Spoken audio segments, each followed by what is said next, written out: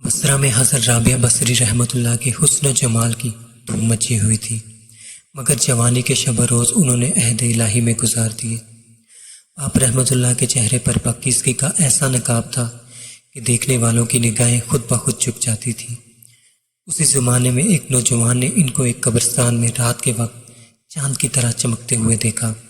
وہ نوجوان آپ رحمۃ اللہ کو کوئی غیر مہرائی مخلوق سمجھ کر بھاگ کھڑا ہوا، لیکن جب دوسری صبح اسے وہی چہرہ بصرہ کے بازار میں نظر آیا تو وہ عقل و خیر سے ہاتھ دھو بیٹھا اور رات دن اسی کے تصور میں رہنے لگا۔ آخر دل کے ہاتھوں مجبور ہو کر رہ گیا تو لوگوں سے پتہ پوچھتا ہوا حضرت رابعہ بصری کے گھر جا پہنچا۔ حضرت رابعہ بصری رحمۃ اللہ فرمایا کرتی تھی کہ دل کے دروازے ہمیشہ کھلے رکھو، کیا معلوم محبوب کس وقت دستک دے دے۔ مگر گھر کے دروازے کھلے ہو یا بند، ان کی دانت میں برابر تھے۔ نوجوان رافع توکن کا دروازہ کھلا ہوا ملا۔ اس نے اپنی دل کی دھڑکنوں پر بڑی مشکل سے قابو پایا۔ رات کا وقت تھا، اندر چراغ روشن تھا۔ یہ سب داخل ہوا۔ یہ حال دل سنانے میں کیا ہے؟ یہ حال دل سنانے میں کیا حرج ہے؟ زیادہ سے زیادہ انکار ہی تو ہوگا۔ واپسی کا دروازہ ہر حال میں کھلا ہوا ہے، لیکن جب وہ اندر جا پہنچا وہاں کوئی نہیں تھا، البتہ چھت سے ایسی پرسوس آواز آ رہی تھی جیسے کوئی لرزر ہجر کا رونا رو رہا ہو۔ نوجوان تیزی سے سیڑھیاں چڑھتا گیا۔ حضرت رابعہ بصری رحمۃ اللہ عشاء کی نماز سے فارغ ہو کر ثنا خوانی کر رہی تھی۔ پروردگار، سارے ستارے روشن ہو گئے، لوگ سب سو گئے، بادشاہوں نے دروازے بند کر لیے، ہر محبوب اپنے محبوب سے وہ راز و نیاز، میں تیرے سامنے کھڑی ہوں، دیکھ کر نوجوان پر سکتہ طاری ہو گیا۔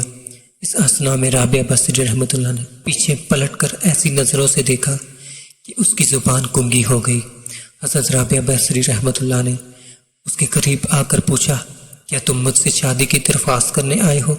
نوجوان نے لرزتے ہوئے ہاتھ سے اپنی زبان کی طرف اشارہ کیا، وہ بھول نہیں سکتا۔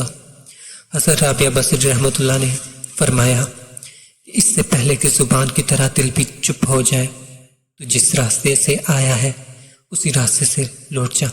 نوجوان صرف آنکھوں سے التجا کر سکتا تھا، نیک خاتون، میری گویائی مجھے واپس دے دے، میں تیرے مرتبے سے واقف نہیں تھا، مجھ سے غلطی ہو گئی، مجھے معاف کر دے۔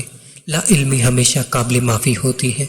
خاموش آنسوؤں کے جواب میں رابعہ بصری رحمۃ اللہ نے فرمایا، نوجوان، تو نے اگر مجھ سے کوئی زیادتی کی ہوتی تو میں تجھے یقیناً معاف کر دیتی۔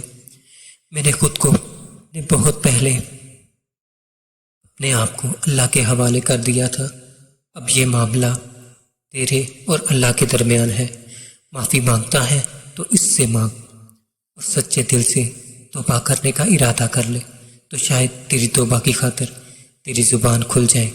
یہ فرما کر وہ نماز کے لیے کھڑی ہو گئی۔ نوجوان بھی بے اختیار سجدے میں گر گیا۔ وہ رو رہا تھا، نامعلوم کب تک روتا رہا۔ جب اسے ہوش آیا تو زبان کھل چکی تھی اور توبہ کا ورد کر رہی تھی۔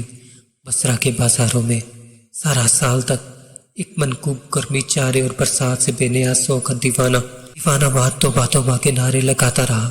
اس کے نعروں سے بصرہ کی باتیں گونج اٹھتی تھی، جیسے سہم کے ماؤں کے سینے میں تپک جاتے تھے۔ آخر ایک دن وہ منصوب اچانک غائب ہو گیا اور پھر کبھی اس کا پتہ نہ چلا۔